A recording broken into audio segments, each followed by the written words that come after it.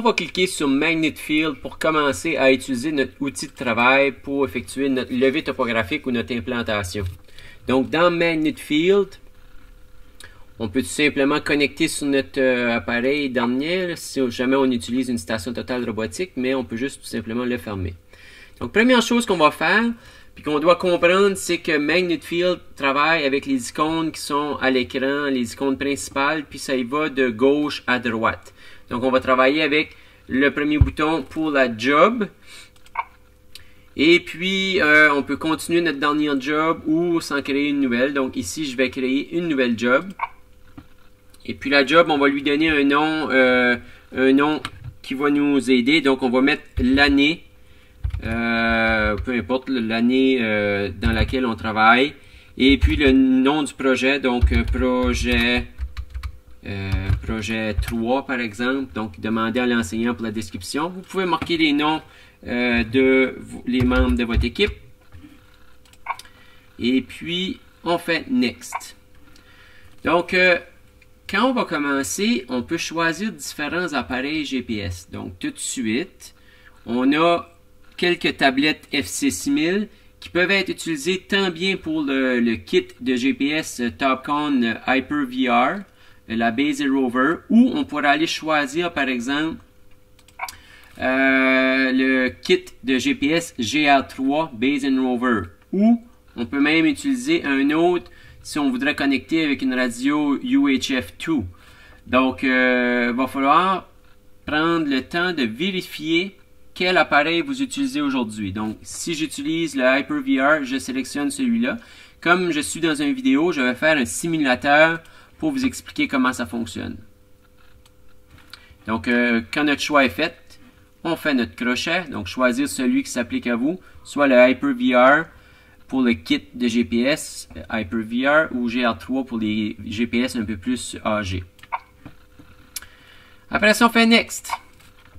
Donc, on s'assure que notre projection pour le système de coordonnées est bon. Normalement, ça a été réglé au préalable dans la tablette. Supposons que vous n'avez pas les bonnes projections, le bon Datum ici, le NAD83 No Trains.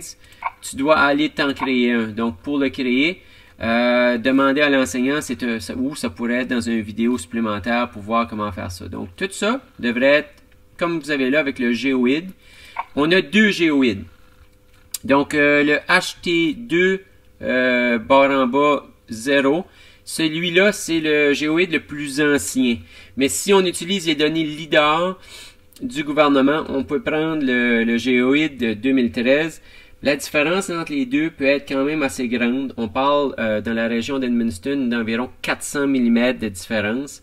Donc, ça va être important de choisir le bon géoïde avec le bon système de levée topographique ou le point qui est choisi. Donc, essayez de valider avec l'enseignant ce que vous allez faire comme choix de géoïde. Ici, si je veux faire un levé topographique pour utiliser des données LIDAR, par exemple, qui ont été prises à partir de vols aériens, donc ces données-là sont automatiquement corrigées avec le nouveau géoïde. Donc, je vais choisir le CGG 2013.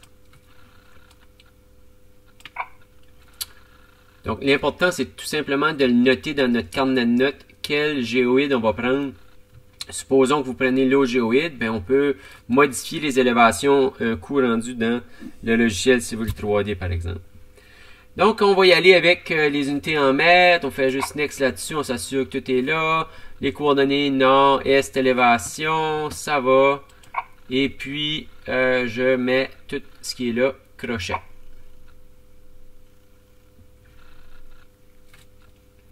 Donc, je fais Close. Donc, ma job est commencée. Maintenant, je vais aller configurer mes choses si j'en ai besoin. Donc, je pourrais aller configurer toujours en allant, si je retourne dans la planète avec l'engrenage, je peux aller configurer l'appareil que je choisis, bien évidemment. Je peux aller configurer le système de coordonnées qu'on a déjà validé avant. Et puis, ce sont normalement ces deux boutons-là qu'on utiliserait le plus. Puis, si on travaille avec un système qui est en pied, par exemple, on pourrait aller changer là si on ne l'avait pas fait au préalable. Donc, si on retourne au menu principal, La job est créée, ma configuration est faite. Maintenant, je veux m'assurer d'avoir un point pour commencer mon projet. Donc, je pourrais, ici, au lieu de s'appeler Import et Export, ça dit To File, qui veut dire Import, pardon, et From File. Donc, faut pas que je me trompe dans ça. From File, ça veut dire Import. To File, c'est Export, pardon. Donc, si je veux importer un point, j'irai From File. Et je choisirai mon point ici. Tout dépendamment de ce que je veux importer, je peux importer plusieurs choses. Je suis en mesure d'importer des points, des lignes. Je peux importer tant bien si je vais dans Multiple, je peux importer toutes sortes de fichiers qui sont représentés ici. C'est soit du Magnet Field, du AutoCAD, Drawing, des DXF, du Esri. Je peux aller chercher des TXT, des CSV, des PDF. Je peux insérer beaucoup de choses. Si par contre, je veux juste insérer des points, je pourrais choisir point. Ben, je vais juste avoir les formats qui me permettent d'avoir des points ici. Donc, tous les autres formats vont être enlevés. Donc, si je retourne à Multiple, je choisis ici, supposons le point. Puis le dernier qu'on choisit devient toujours le premier dans la liste par défaut, là, donc dans les raccourcis, dans le fond, comme ça qu'on pourrait les appeler. Je fais Next. Un coup, j'ai choisi mon format. Donc, si c'est un point en format TXT, je fais Next. Pour l'instant, je n'ai pas de point, étant donné que c'est une vidéo explicatif. Mais je peux aller faire de la recherche pour aller le retrouver en cliquant sur les petites folders bleus avec la flèche pointant vers le haut pour me rendre jusqu'à mon ordinateur pour aller chercher le disque D. Donc, si c'est une clé USB que j'utilise ou encore une fois d'aller importer un point par courriel au départ avant de commencer. Mais normalement, on irait chercher notre point ici sur la clé là. Donc, on a un point de créer ou une liste de points d'importer. Donc, ceci va nous servir pour la suite des choses. Si, après une journée de travail, on veut exporter nos points, ben là, c'est To File. Et puis, je peux choisir ce que je veux exporter. Puis, on a des filters aussi. Puis, les filters, c'est vraiment intéressant parce qu'on peut choisir d'exporter, seulement des points, seulement des lignes ou des points qui ont été pris une telle journée ou à telle heure, par exemple. Donc, si je décide d'exporter pratiquement tout ce qui est là, je peux choisir Multiple. Si je veux juste exporter des points, je vais choisir points, des lignes, ou j'ai différentes options qui s'offrent à moi. Le format d'exportation, je peux exporter soit en TXT, soit en... peu importe le format qu'on veut. Si je voudrais avoir du LandXML, je pourrais aller là-dedans.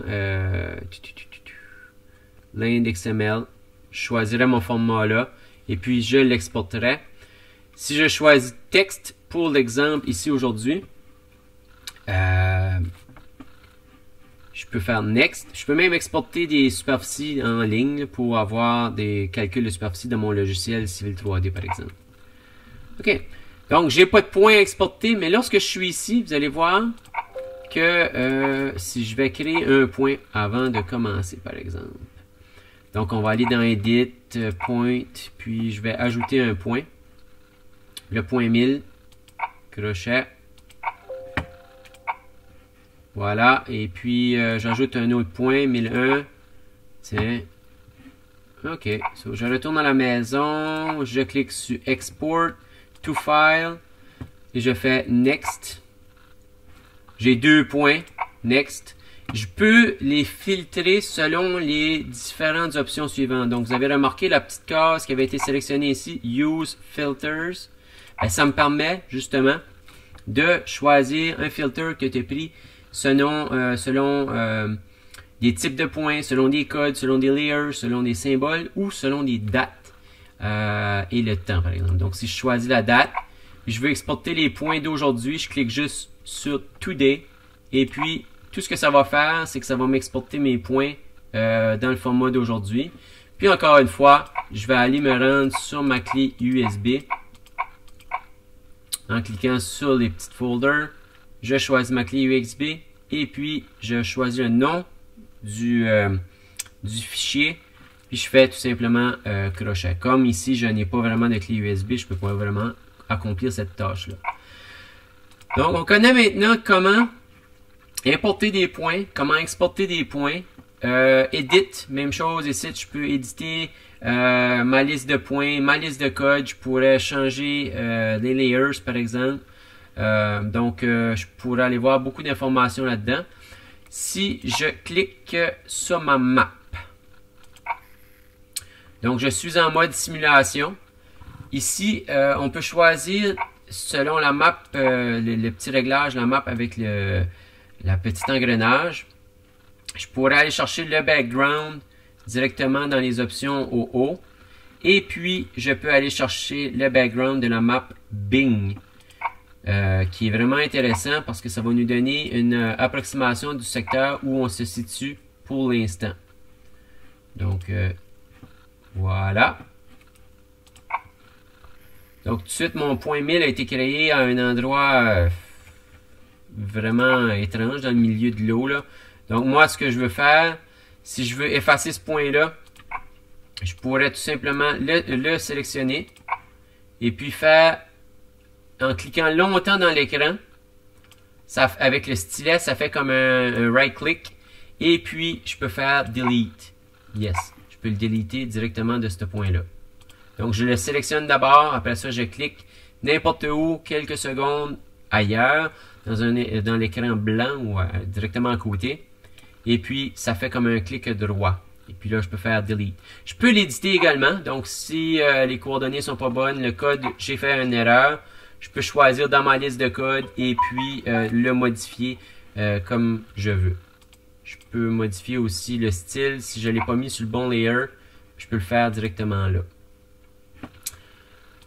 Donc, moi, dans mon cas, je vais l'effacer. Et puis,